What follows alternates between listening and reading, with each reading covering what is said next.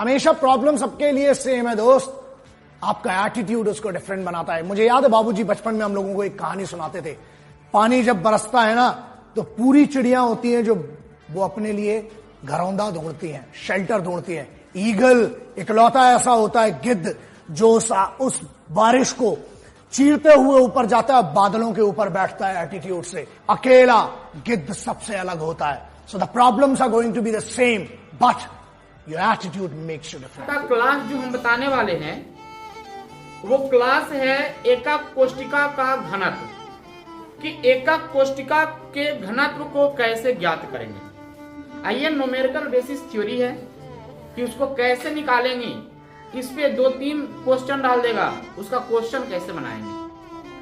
कहीं भी अगर क्वेश्चन आएगा सॉलिड स्टेट से तो उसमें घनत्व का एक क्वेश्चन जरूर रहता है और बहुत आसान क्वेश्चन रहता है। देखिए कैसे वो क्लियर होगा। तो आज का टॉपिक जो हम बताने जा रहे हैं वो टॉपिक है एकक कोष्टिका का घनत्व। कौन है? एकक कोष्टिका का घनत्व लिखते हैं density of unit cell. Density of unit cell कि एकक कोष्टिका का घनत्व है क्या, ठीक है ना। तो आप पहले भी पढ़ चुके हैं। डेंसिटी क्या है? Mass per unit volume is called density. द्रव्यमान और आयतन के अनुपात को डेंसिटी कहा जाता है, समझे ना। द्रव्यमान और आयतन के अनुपात को क्या कहा जाता है? डेंसिटी। चलिए हम एक यूनिट सेल लिए, अब इसका हमको घनत्व निकालने के लिए बोल रहा है, तो घनत्व निकाल सकते हैं। सबसे पहले तो हम देखेंगे कि इसका द्रव्यमान कितना है। क्या है? द्रव्यमान कितना है, और फिर इसके आयतन को निकाल लेंगे। तो द्रव्यमान और आयतन को अगर भाग दे दिए, आपस में रेशियो कर दिए, वही मेरा घनत्व हो गया। द्रव्यमान बटा आयतन को ही घनत्व कहा जाता है। तो आज यही चीज हम यहां पर निकालने वाले हैं कि आखिर में एकक कोष्टिका का घनत्व निकलता है कैसे। तो देखिएगा एकक कोष्टिका का घनत्व क्या है। एकक कोष्टिका का घनत्व, एकक कोष्टिका का घनत्व जो होता है वो होता है एकक कोष्टिका का द्रव्यमान बटा एकक कोष्टिका का आयतन। अभी ना बोले mass per unit volume is called density, मतलब द्रव्यमान बटे आयतन को क्या कहा जाता है? घनत्व। को कहा जाता है घनत्व को। या तो आप इसको रो से डिनोट करिए या तो आप इसको डी से डिनोट करिए, दोनों से कर सकते हैं, रो या डी। डी मतलब डेंसिटी, ठीक है ना। चलो हम यहां पर मान लेते हैं इसको इक्वेशन नंबर ए। क्या मान लेते हैं? Equation number A. बात कर रही है एकक कोष्टिका। पहले हम बना रहे हैं एकक कोष्टिका, देखिएगा जो ऑलरेडी पहले भी हम बनाते थे।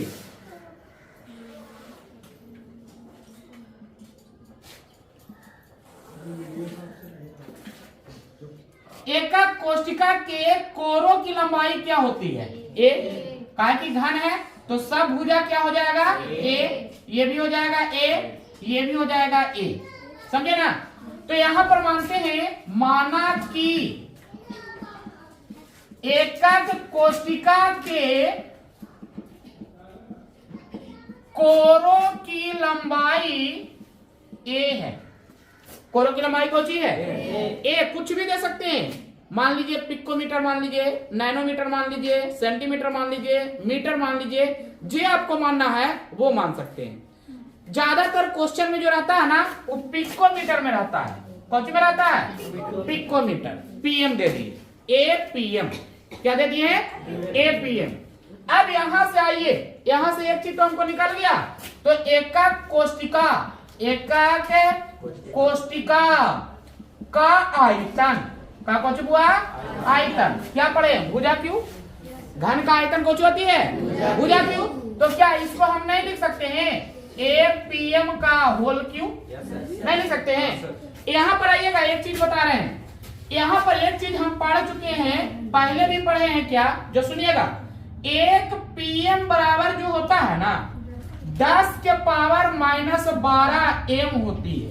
ध्यान देना, 1 पिकोमीटर बराबर 10 के पावर -12 मीटर। 10 के पावर माइनस कितना मीटर? 1 नैनोमीटर बराबर 10 के पावर -9 मीटर। कितना मीटर? 1 माइक्रोमीटर बराबर, जिसको म्यू से डिनोट किया जाता है, कौन चीज डिनोट किया जाता है? इसको बोलते हैं माइक्रोमीटर। कौन मीटर? या इसको बोल दीजिए माइक्रोन। क्या बोलेंगे? 10 के पावर -6 मीटर होती है। कितना मीटर होता है? और आपको ऑलरेडी पता है 1 मीटर बराबर 10 के पावर 2 सेंटीमीटर होता है कि नहीं होता है? और क्या सबको सेंटीमीटर में कन्वर्ट नहीं कर सकते हैं? कर देंगे। अगर सेंटीमीटर की बात किया जाए तो यहाँ कर सकते हैं 10 के पावर -10 सेंटीमीटर, 10 के पावर -7 सेंटीमीटर, 10 के पावर -4 सेंटीमीटर। और यहाँ पर तो पता हो ही गया। कहने का मतलब कुछ है, 1 पिकोमीटर बराबर 10 के पावर -12 मीटर, तो 10 के पावर -10 सेंटीमीटर। 1 नैनोमीटर बराबर 10 के पावर -9 मीटर, इसका मतलब 10 के पावर -7 सेंटीमीटर। उसी तरह 1 माइक्रोन बराबर 10 के पावर -6 मीटर, तो सेंटीमीटर में कन्वर्ट करेंगे तो क्या करेंगे बताओ? 10 के पावर -4 सेंटीमीटर। इतना कोई दिक्कत नहीं ना है। चलो यहाँ पर हम कन्वर्ट कर सकते हैं इसको, पिकोमीटर को सेंटीमीटर में ले आओ। तो आप बताओ 1 गुना 10 के पावर -10 सेंटीमीटर होगा कि नहीं होगा? इतना का होल क्यू होगा कि नहीं होगा? क्या कोई दिक्कत है इसमें? नहीं ना है। अब इसको आगे कन्वर्ट करते हैं तो क्या लिख सकते हैं? 1 क्यू गुना 10 के पावर -10 का होल क्यू, तो 3 से गुना हो जाएगा, माने 10 के पावर -30 सेंटीमीटर क्यूब। होगा कि नहीं होगा? इसमें कोई दिक्कत है तो बोल दो, कोई दिक्कत नहीं है। चलो आगे चलते हैं। अब यहां पर आओ, एक चीज तो हमको निकल गया, नीचे वाला चीज निकल गया, एकक कोष्टिका का आयतन निकल गया। अब हमको निकालना है एकक कोष्टिका का द्रव्यमान। एकक कोष्टिका का, अब देखो एकक कोष्टिका का द्रव्यमान। तो द्रव्यमान अगर निकालना चाहें तो कैसे निकलेगा, सुन लीजिएगा। सबसे पहले आना, हम बोल रहे हैं एकक कोष्टिका का द्रव्यमान, तो पहले देखेंगे कि इस तरह के एकक कोष्टिका में परमाणु के गो है। समझ में आ रहा ना? परमाणु के गो है, तो परमाणुओं की संख्या कुछ हो जाएगा। एकक कोष्टिका में परमाणुओं की संख्या, और जो परमाणु है उसका द्रव्यमान हो जाएगा, नहीं हो जाएगा? तो इसको हम लिख सकते हैं एकक कोष्टिका में परमाणुओं की संख्या, कौन की संख्या? परमाणुओं की संख्या गुना प्रत्येक परमाणु का द्रव्यमान। प्रत्येक परमाणु का द्रव्यमान। ना जी, हमको द्रव्यमान निकालना है ना, एकक कोष्टिका का द्रव्यमान ना। तो एकक कोष्टिका में जैसे हम एक सिंपल सी बात बोले कि ये एक तरह का एक कंटेनर है, खाली कंटेनर है, इसमें हम 10 गो गेंद को डाल दें। इसमें क्या डाल दें? 10 गो गेंद को डाल दें। तो आप बोल सकते हैं ना कि सर इसका वजन कितना हो जाएगा? तो आप बोल सकते हैं कि सर पहले आप गेंद को गिनिए, कितना गेंद है, परमाणु की संख्या हो गया। अब कहेगा सर सब गेंद का वजन कितना है? तो एक गेंद का वजन 5 ग्राम है, दूसरा गेंद का वजन 8 ग्राम है, तीसरा गेंद का वजन 10 ग्राम है। तो कहेगा अब तो वजन निकल जाएगा सर। नहीं, 3 गेंद था और तीनों का वजन डिफरेंट था, तो कितना था? 10, 8, 18, 5, 23 ग्राम हुआ, नहीं हुआ?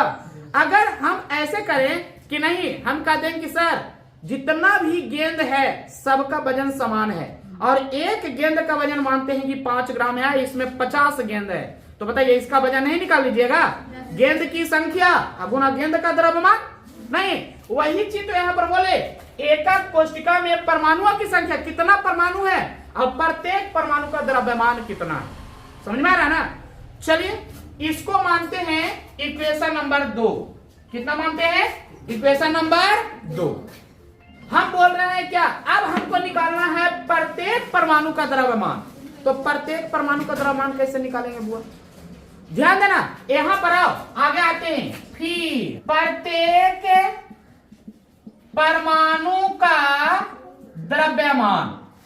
अब यहां देखो, प्रत्येक परमाणु, इसका मतलब हो जाएगा परमाणविक द्रव्यमान।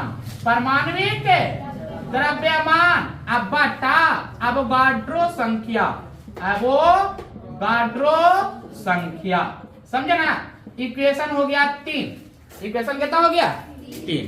अब देखो, अब यहीं से सबका मान हम पुट कर रहे हैं। देखो यहाँ पे, अब यहाँ पर देखो इक्वेशन 3 को हम दिए, तो तीनों इक्वेशन को कैसे हम पुट करें, बात यहाँ पर ये ना आया। तो देखो हम डायरेक्ट रूट में हम पुट कर रहे हैं। अगर हमको पूछ दे बुआ, देखो समीकरण 2 और 3 का मान 1 में पुट करने पर, 2 और 3 का मान कहां पुट करने पर? 1 में रखने पर। समझे ना? तो चलो एकदम शॉर्ट में चलते हैं, समझना थोड़ा सा। हम यहां पर घनत्व की बात करते हैं, तो घनत्व को D से डिनोट करते हैं। चलो D बराबर कोची कोची आ गया, तो D बराबर एकक कोष्टिका का द्रव्यमान। ध्यान देना यहाँ पे, एकक कोष्टिका का द्रव्यमान। एकक कोष्टिका का द्रव्यमान कहाँ है? देखो तो एकक कोष्टिका का द्रव्यमान कोची कहता है? तो एकक कोष्टिका में परमाणुओं की संख्या। तो परमाणु संख्या को Z द्वारा डिनोट किया जाता था, पहले भी हम पढ़ चुके हैं 11th क्लास में। परमाणु संख्या को कोची द्वारा डिनोट किया जाता है? तो देखो Z गुना हो गया कि ना, गुना है जी प्रत्येक परमाणु का द्रव्यमान। तो प्रत्येक परमाणु का द्रव्यमान निकल के क्या आया? इसके जगह पर हम ही वाला रखते हैं परमाणविक द्रव्यमान। कौन द्रव्यमान? परमाणविक द्रव्यमान को आप A से भी डिनोट क्या कर सकते हैं, जिसको कहते हैं एटॉमिक वेट। कौन कहा जाता है? Atomic weight. कौन से डिनोट कर रहे हैं? A से। तो A अब बटा, देखो क्या है? एवोगाड्रो संख्या। तो एवोगाड्रो संख्या को NO से डिनोट करते हैं। कौन से डिनोट करते हैं? NO। क्या को दिखा तो हुआ? कौन आ गया? NO। अब बाटा, अभी तो ऊपर ही वाला का मान रखे हमें द्रव्यमान का। बाटा को क्या आया? एकक कोष्टिका का आयतन। तो एकक कोष्टिका का आयतन निकल के नहीं आया जी, क्या आया? 1 गुना 10 के पावर -30 सेंटीमीटर क्यूब। कब? जब आपको एकक कोष्टिका के कोरों की लंबाई पिकोमीटर में दे दे तब। समझ में आ रहा ना? तब ये वाला हम पुट करेंगे। अगर सेंटीमीटर में दे देगा तो हम ये वाला नहीं डालेंगे, 10 के पावर -30 नहीं डालेंगे। समझ में आ रहा ना? तो आगे इसको हल करो, आगे हल करेंगे तो D बराबर क्या आ जाएगा बुआ? Z गुना A बटा, ध्यान देना, AQ गुना 10 के पावर -30 सेंटीमीटर क्यूब गुना NO। गुना कितना हुआ? NO। तो E आ गया हमको डेंसिटी निकल के। को कहेगा ना कि सर NO का मान कितना होता है? तो आप पढ़े 6.022 गुना 10 के पावर 23। समझ में आ रहा ना? जिसको एवोगाड्रो संख्या बोलते थे। क्या कोई दिक्कत है? तो यहाँ पर देखो कितना आसान निकल के आया कि D बराबर कोची आया? परमाणुओं की संख्या। कोची की संख्या? फिर गुना परमाणविक द्रव्यमान। कौन द्रव्यमान? बटा कोरों की लंबाई। कोची की लंबाई? कोची में होना चाहिए? पिकोमीटर में। तब 10 के पावर -30 सेंटीमीटर क्यूब आएगा।